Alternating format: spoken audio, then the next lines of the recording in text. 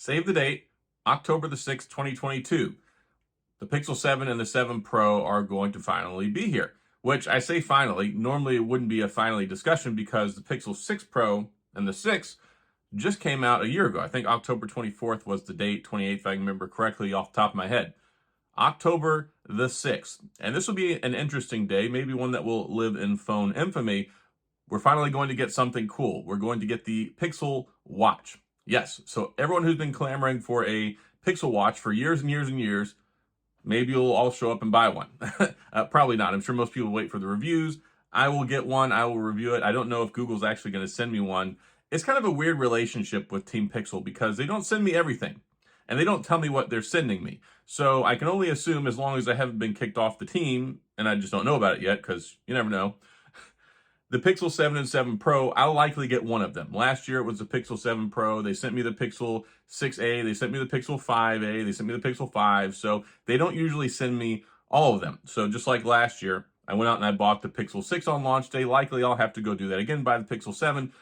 No problemo. I cover the Pixel stuff on my channel, so you don't have to. You can come here and watch the videos. And if you like these videos, if you like the Pixel coverage, hit the like and the subscribe button and the notification bell so you can get updates on all of it, because I'm going to be covering all of it. Now, talking about the launch. So if you want to see them, there's actually a way you can see what they look like already. And this is something that really is something you can't normally say about a phone. But if you're interested, there's a link in the description. You can go to Unbox Therapy. He actually somehow got his hands on one. I don't remember the story behind it, but he unboxed a Pixel 7 and a Pixel 7 Pro here just a few weeks ago. So if you want to see what they look like, but also, I mean, it's one of those things where Google's already laid most of their cards out on the table because they announced it a long time ago.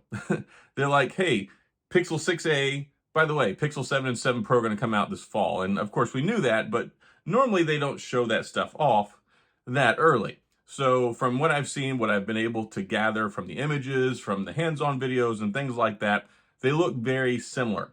One major change on the back is they've got kind of more of a shiny covering for the cameras on the back. I think it's metal or something like metal. So you can see more distinctly the cameras.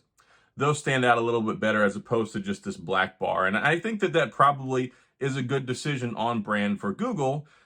Because why? Why would they want to do that? Well, of course, one of the biggest selling points for a Pixel phone is the camera. Does this look like you can see any cool cameras on the back? No, not really. So yes, it does have a pretty good sized camera bar, which let me take my case off here. Big camera bar, but you can't really see the cameras. So having that more polished metal chrome looking bezel, it does make them stand out better. So I think that's good. Also, it appears that maybe the bezels might be a little bit smaller on the front, some small refinements here and there. I'm hoping a little bit thinner because these are a little chunkier compared to some, but at the same point in time, it feels good. I mean, the Pixel 6 Pro, I think, is a top-notch phone, especially when it comes to build quality. Now, one of the big concerns here is, well, the Tensor chip and the Pixel 6 phones have had a very dramatic short stint in life. So they've only been here about a year, but they've definitely made their mark on the imprint of people's psyche and people's opinion of the phone, not only from a hardware perspective, but also from a software perspective, because there's been so many issues, like a whole litany, a myriad, a cornucopia. I mean, just tons and tons. There's been so many issues that the phone has suffered through that thankfully Google has powered through most of them, but they also find ways to break them too. So at the end of the Android 13 beta, it was running so good. Battery life was good. Battery drain was down. Standby time was down. All the things people had been complaining about for a while. And then the official version came out and then it broke things. And this is, you know, they like to do this, especially with the Pixel 6. So they just recently fixed the battery life and some of the other issues with the latest September patch that people are still getting now as it's rolling out. However, looking at the landscape moving forward, I think a lot of people were standoffish about the Pixel 6, and I think rightfully so. And anytime a new phone comes out, a new car comes out, a new TV comes out, there's always kinks that need to be worked out in it. And I think the biggest kink that needs to be worked out of Google's system is that they're providing software support for two different platforms. What do I mean? Well, every phone prior to the Pixel 6 was run on a Qualcomm Snapdragon chip, as opposed to the new Tensor chip that's in the Pixel 6 phone that has a different architecture, a different core size. I mean, lots of different things. I mean, it has two primary cores instead of one primary core. They did not do a good job at supporting both platforms. And largely the Snapdragon ones were okay. Why? Because the software and the hardware history has been there for years. So Android 12 plus a new chipset all at once, recipe for not good things. Like that souffle, somebody bumped the oven and it fell before it was ready. So Android 12 was not ready for prime time, as evidenced by they rushed out. Well, I don't want to say rushed out, but they did not wait. They got Android 13 out like that. So the Pixel 7, I think, hopefully, will do a job at restoring people's opinion and confidence in the Google Pixel platform. I hope so, because they can't suffer through this again. It can't be like, oh yeah, the phone's good, and then a week, two later, it's like, I can't connect to the network. I can't send text messages. I can't use data. My phone's overheating. There's a lot of problems there. There was a lot. So now, I mean, the Pixel 6s are cheaper than ever. You can get them on sale all over the place. There's been a lot of things that have happened, but largely I still support the brand. I think the hardware is good. I think it's a solid phone. I've had a good experience with it. Other than right now, one thing that really frustrates me is the haptic feedback is still not fixed from where it was, and they just arbitrarily broke that again. So the Pixel 7, I'm going to make another video about this in the future, but it's kind of like Superman with the S on his chest that stands for hope.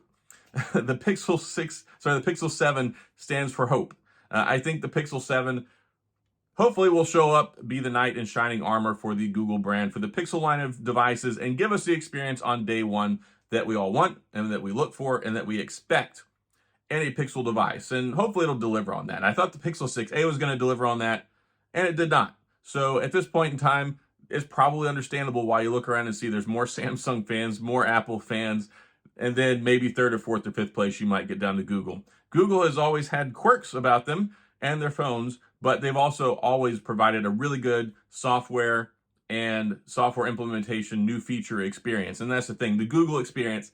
And I really feel like the Google experience finally did show up, although flawed, in the Pixel 6 phone. So with Pixel 7, with the live translate feature and like all sorts of different things that they have going on, the call screening, there's a lot of things there that people really like about the Pixel series devices.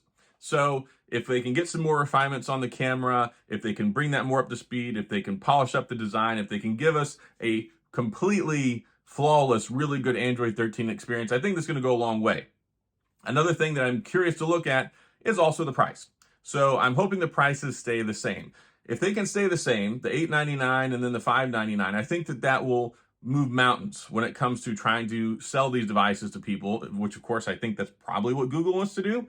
I don't know. You never know with Google, but we'll see what happens there. Also, the Pixel Watch is going to be exciting. I just recently got the Galaxy Gear 5 Pro, which I've been really, really enjoying. So it's kind of got me primed and looking towards this Pixel Watch and see what we get with it, especially kind of the collaboration because they bought out the Fitbit company.